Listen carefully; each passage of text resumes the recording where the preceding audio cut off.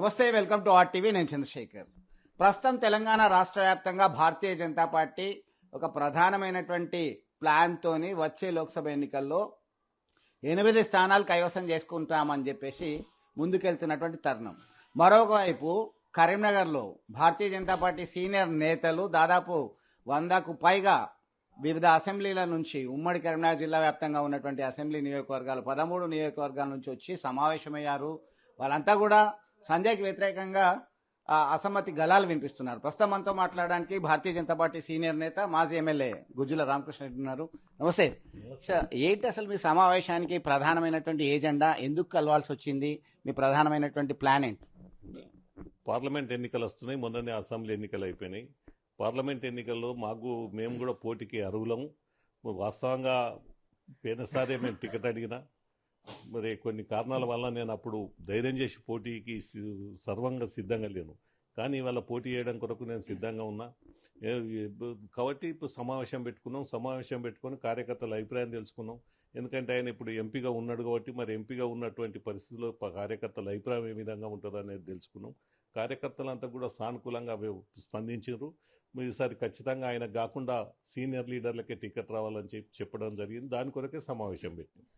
తెలంగాణ రాష్ట్రంలో ఒక ప్రధానమైన చర్చ జరుగుతుంది. తెలంగాణ అసెంబ్లీ ఎన్నికల ముందు బీజేపీ రాష్ట్ర అధ్యక్షుని పదవి నుంచి సంజయ్ని తప్పించిన తర్వాత బీజేపీకి రావాల్సిన ప్రాధాన్యత లేదు, అందుకే తగ్గింది అనే ఒక చర్చ బలంగా నడుస్తున్నది ఒకటి. రెండవది, బీజేపీ జాతీయ ప్రధాన కార్యదర్శిగా ఉన్నారు, ఎంపీగా, సిట్టింగ్ ఎంపీగా ఉన్నారు. ఆయన కాదని ఎవరు మీ ఎంపీగా అంటే ఎవరెవరు ట్రై చేస్తున్నారు? ఇప్పుడు బండి సంజయ్ తీసేస్తే ప్రాధాన్యత తగ్గి రాష్ట్రంలో అధికారం రాలేదని చర్చ జరుగుతుంది అంటున్నాను.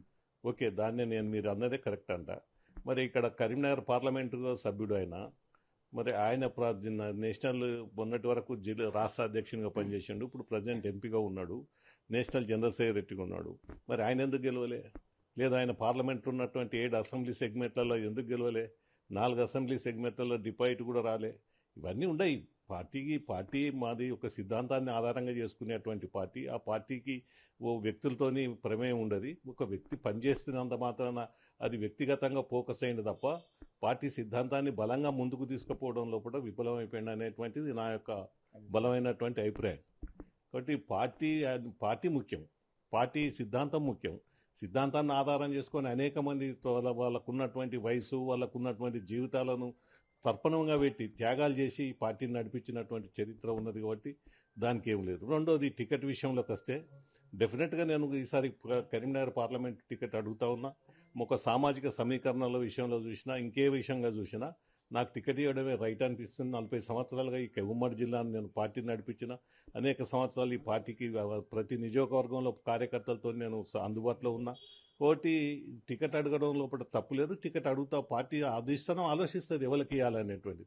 నేను మాత్రం బలంగా టికెట్ అడుగుతున్నా, కరీంనగర్ పార్లమెంటుకు పోటీ చేయాలనుకుంటున్నాను. మీ అభిప్రాయాన్ని అందరూ ఏకాభిప్రాయంగానే పరిగణించే అవకాశం ఉండొచ్చు, ఉండకపోవచ్చు, అది different.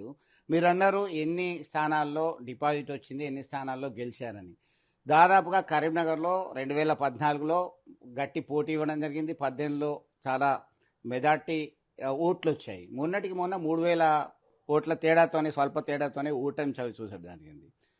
At the same time ఉప ఎన్నికలు కావచ్చు, greater Hyderabad municipal corporation elections కావచ్చు, కార్పొరేటర్ సీట్లు కావచ్చు, దానిలో విజయం సాధించడంలో కీలక పాత్ర ఉందని చెప్పేసి బీజేపీ హైకమాండే భావించినటువంటి పరిస్థితి. మూడవది, మీరు త్యాగాలు చేశారు. గతంలో ఉన్నటువంటి పరిస్థితులు వేరు, ఇప్పుడున్నటువంటి పరిస్థితులు వేరు. అప్పుడున్నటువంటి తీవ్రవాద, ఉగ్రవాద కార్యకలాపాలు ఉన్నప్పుడు మీరు యాక్టివ్గా ఉన్నటువంటి పరిస్థితి. ఇప్పుడు మీరు అవుట్డేటెడ్ పొలిటీషియన్స్ అంటున్నారు. అసలు రాజకీయాలలో అవుట్డేట్, ఇన్డేట్ అనేది ఉండదు. ఎప్పుడు కూడా అప్డేటే. రాజకీయాలలో ఈ అవుట్డేట్లు అనేటువంటిది ఉండదు. మనం కొంతమందిని అవుట్డేట్గా వీని పని అయిపోయింది అనుకుంటే వాళ్ళు ఇప్పుడు మంత్రులకి వస్తున్నారు. ఇవి రాజకీయాలలో పివి నరసింహారావు గారు గతంలో ఇక ఆయన రాజకీయాలకు ఆయన స్వయంగా నేను రాజకీయాలకు విరమించుకుంటానని కూర్చుంటే ఈ దేశానికి ప్రైమ్ మినిస్టర్ అయ్యిండు. రాజకీయాలలో ప్రజలతోని సంబంధాలు ఉన్న రోజులు, ప్రజల్లో పనిచేసిన రోజులు, ప్రజల్లో కలిసి పనిచేసిన రోజులు, ప్రజా సమస్యల పరిష్కారానికి కొరకు కృషి చేసిన రోజులు ఎవరు కూడా అవుట్డేట్ కాదు. అసెంబ్లీ ఎలక్షన్స్లో మీరు ఎందుకు పోటీ చేయలేదు? పరిస్థితి మంచిగా లేక. నా పరిస్థితి మంచిగా లేదు. రాజకీయ వాతావరణం కూడా బాగా లేకుండే. పార్టీ సమయత్వం అవడం లోపల విఫలం అయిపోయింది. ఫస్ట్ లిస్ట్లో నా పేరు అనౌన్స్ చేయడం లోపల కొంత వైఫల్యం చెందింది. కొంతమంది కొత్తోళ్ళు పార్టీలకు వచ్చి అనేక రకాలుగా ఈ పేర్లు తీసుకొచ్చి పార్టీ లేని వాళ్ళ పేర్లు కూడా తీసుకొచ్చి టికెట్లు ఆపించినాక నేను ఫస్ట్ లిస్ట్ ఎప్పుడైతే పేరు రాలేదో నేను పోటీ చేద్దాను. పెద్దపల్లి నియోజకవర్గం అంటేనే గుజ్జుల రామకృష్ణారెడ్డి అనే పేరు మొదటి నుంచి ఉంది. అయితే మీరు అప్లికేషన్ పెట్టుకోలేదు, దానికి ఇంపార్టెన్స్ ఇస్తలేరు అని చెప్పి తెలిసింది. ఎందుకు ఆ వైముఖ్యత వైరాగ్యం అనేది వచ్చింది? అసలు రామకృష్ణారెడ్డి అప్లికేషన్ పెట్టుకోవాల్సినంత అవసరం ఉన్నదా? ఈ రాష్ట్రంలో 10 మంది పాత నాయకులలో నేను ఒక్కడిని. రామకృష్ణారెడ్డి కూడా అప్లికేషన్ పెట్టుకొని నాకు సీట్ ఇవ్వని చెప్పి అడగవలసిన అవసరం ఉన్నదా? పార్టీకి తెలుసు కదా రామకృష్ణారెడ్డి పెద్దపల్లి. మీరే అంటున్నారు పెద్దపల్లి అంటే రామకృష్ణారెడ్డి, రామకృష్ణారెడ్డి అంటే పెద్దపల్లి. మరి ఇది మా నాయకత్వానికి తెలియకుంటున్నదా? వాళ్ళు అయినా వాళ్ళు పరిశీలించారు, చివరి వరకు పరిశీలించారు, పార్టీ టికెట్ ఇవ్వాలని అనుకున్నారు. కొంత దాన్ని కొన్ని దాంట్లో ఆపిన తర్వాత నేను కూడా పోటీ చేద్దని నేను నిర్ణయించుకున్నాను. అంటే మీరు ప్రజలకి అందుబాటులో ఉండి ప్రజా సమస్యలపై పోరాటంలో ముందుంటున్నారా? కార్యకర్తలకు అందుబాటులో ఉంటున్నారని మీరు భావిస్తున్నారు? నేను కార్యకర్తలకు అందుబాటు లేకుండా నేను ఒక్కసారి వెళ్తే 200 మంది ఎందుకు వచ్చారు 13 అసెంబ్లీలోకి వెళ్ళి? మీరు అన్న 200 మందిలో దాదాపు 2-3 ఎంపీ స్థానం కోసం ప్రయత్నం చేస్తున్నటువంటి వాళ్ళే ఉన్నారు. అందులో మీరు ఏమైనా కాంప్రమైజ్ అయ్యి మాలో ఎవరికి ఇచ్చినా పర్వాలేదంటారా? ఎవరికి వారు మళ్ళీ మాకే కావాలంటారు? 200 మంది అయితే ఎంపీకి ప్రయత్నం చేస్తలేరు కదా. అరే 2, 3, 4 చేస్తారు కావచ్చు. చేయడంలో అడగడంలో తప్పులేదు. సామాజిక సమీకరణలు జరగాలి. ఈ కరీంనగర్ పార్లమెంటుకు సంబంధించినటువంటి విషయంలో కరీంనగర్ పార్లమెంట్ ఏర్పడ్డ తర్వాత ఎప్పుడో 1952లో బద్దమెల్లారెడ్డి గారు ఎంపీగా గెలిచినారు. అప్పుడు ఉన్నటువంటి స్వరూపం వేరు, కాన్స్టిట్యున్సీ స్వరూపం. ఇప్పుడు ఉన్నటువంటి కాన్స్టిట్యున్సీ స్వరూపంలో ఇప్పటి వరకు రెడ్డి ఇక్కడ ఎంపీగా గాలే. ఎంపీ ఏ పార్టీ కూడా ఎంపీగా ఏదో బీజేపీ 91లో 96లో జగ్గారెడ్డి గారికి టికెట్ ఇచ్చింది, కానీ అప్పుడు ఉన్నటువంటి పరిస్థితులు అనుకూలంగా లేవు. రాజీవ్ గాంధీ గారు చనిపోవడం ఇవన్నీ జరిగినాయి. కాబట్టి దాని తర్వాత కూడా ఈ ప్రధానమైనటువంటి రాజకీయ పార్టీలు ఇవి కూడా రెడ్డిలకు టికెట్ ఇవ్వలే. ఈసారి నేనైతే కోరుతా ఉన్నా, రెడ్డిలు ఈ 7 అసెంబ్లీ నియోజకవర్గాల్లో రెడ్డి సామాజిక వర్గం ఆసక్తిగా చూస్తూ ఉన్నది. ఈ కరీంనగర్ పార్లమెంట్ నుంచి వెళ్ళి ఒక రెడ్డిని ఎంపీ గెలిపించాలి, భారతీయ జనతా పార్టీ నుంచో లేకపోతే ఇంకో పార్టీ నుంచి టికెట్ తెచ్చుకుంటే గెలిపించాలనేటువంటి ఆసక్తి ప్రజలు ఉన్నది. కాబట్టి భారతీయ జనతా పార్టీకి సీట్లు అవసరం కాబట్టి నాకు టికెట్ ఇస్తే నేను గెలిచేస్తా అని చెప్పి నేను చెప్తా ఉన్నా, కోరుతా ఉన్నా. ఇంకా ఎవరి సమీకరణ, ఎవరి ఆలోచనలు, ఇంకో ఆలోచన టికెట్ కావాలనుకుంటే వాళ్ళకు సమీకరణ అయితే ఉంటుంది, ఓ అంచనా ఉంటుందో లెక్క ఉంటుంది. ఆ లెక్క ప్రకారం వాళ్ళు అడుగుతున్నారు కావచ్చు. కానీ నా అప్పీల్ అయితే ఇది. గతంలో బీజేపీ రాష్ట్ర అధ్యక్షునిగా బండి సంజయ్ కొనసాగిన తరుణంలో సైతం హైదరాబాద్లో మీలాంటి సీనియర్ నాయకులు సమావేశాలు పెట్టుకున్నారు. మళ్ళీ మరొకసారి ఎలక్షన్స్కు ముందు సమావేశం పెట్టుకున్నారు. దీనిపైన హైకమాండ్ నుంచి జాతీయ స్థాయి నాయకుల నుంచి మీకేమైనా పిలుపు వచ్చిందా, ఫోన్ వచ్చిందా? అప్పుడు కానీ ఇప్పుడు కానీ? అప్పుడు ఫోన్లు వచ్చినాయి, మాట్లాడారు మాతో. జాతీయ నాయకత్వం మాట్లాడింది, రాష్ట్ర నాయకత్వం మాట్లాడింది. అప్పుడు ఉన్నటువంటి సమస్యలు ఆ నాయకత్వానికి చెప్పడం జరిగింది. అది దాని పరిశీలన. ఇవాళ రాజకీయ పార్టీలు అంటేనే సమావేశాలు పెడతాయి. రాజకీయ పార్టీలు ఏం వ్యాపారం చేసేవి కాదు కదా. రాజకీయ పార్టీలు అంటేనే సమావేశాలు పెడతాయి, అభిప్రాయాలు తెలుసుకుంటాయి. ఎలక్షన్ల ముందే టికెట్లు కావాలనేటువంటి సమీకరణలు జరుగుతాయి. ఆ సమీకరణలో భాగంగానే సమావేశం పెట్టినాం.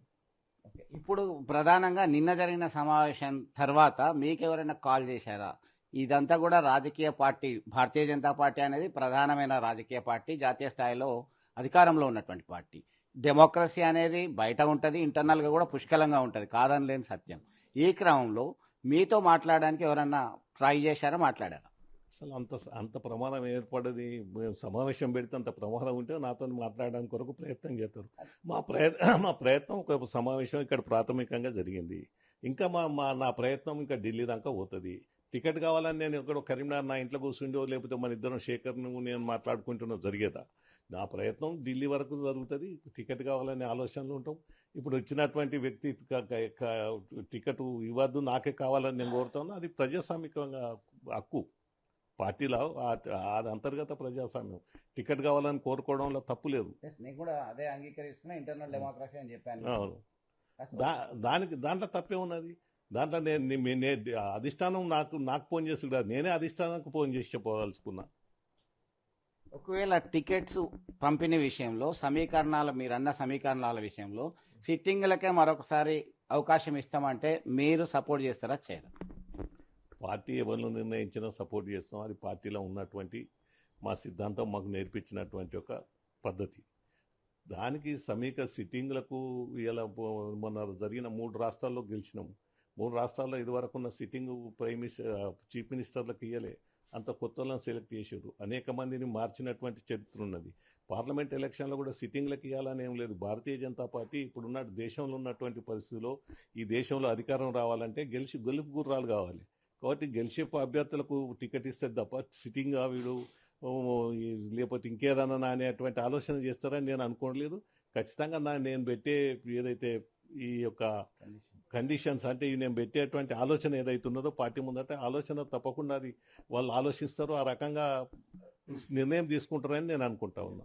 ఇది మొత్తం మీద ప్రజాస్వామ్యబద్ధంగా ఉన్నటువంటి దేశంలో రాజకీయ పార్టీల్లో అంతర్గత ప్రజాస్వామ్యం పుష్కలంగా ఉంటుంది. దానిలో భాగంగానే అనేక సమీకరణాల నేపథ్యంలోనే సిట్టింగ్లకే అవకాశం అని కాదు, గెలుపు గుర్రాలకి అవకాశం ఇవ్వాలి. తనకి యాజ్ ఎ సీనియర్ లీడర్గా నేను ఎక్కడి నుంచి అయినా పోటీ చేయడానికి నాకు అవకాశం కల్పించాలని హైకమాండ్కి నేనే ఫోన్ చేస్తా, అవసరమైతే మాట్లాడతా, నా ముందున్నటువంటి సవాళ్ళు, అనుకూలాంశాలు, ప్రతికూలాంశాలు అన్ని వివరిస్తా అని చెప్పేసి ధీమాగా చెప్తున్నటువంటి పరిస్థితి. మొత్తం మీద జాతీయ స్థాయి నాయకత్వం ఎవరికి ఇచ్చినా మద్దతు ఇవ్వడానికి మాత్రం సిద్ధమని చెప్పి ఫైనల్ స్టేట్మెంట్ ఇవ్వడం జరిగింది. సరే చూద్దాం ఇట్లాంటి సమావేశాలు ఎటు దారితీస్తాయి, ఇది కోఆర్డినేషన్తో ముందుకెళ్తుందా లేదా ఎవరి కుంపటి వారితో కొనసాగుతుందా వేచి చూడాల్సిందే. వీడియో జర్నలిస్ట్ సుమంత్తో కలిసి చంద్రశేఖర్, RTV, కరీంనగర్ నుండి. Thank you. మరిన్ని వీడియోస్ కోసం ఛానల్ ని సబ్స్క్రైబ్ చేయండి, లేటెస్ట్ అప్డేట్స్ కోసం వాట్సాప్ ఛానల్ ని ఫాలో చేయండి అండ్ లింక్ డిస్క్రిప్షన్ లో ఉంది.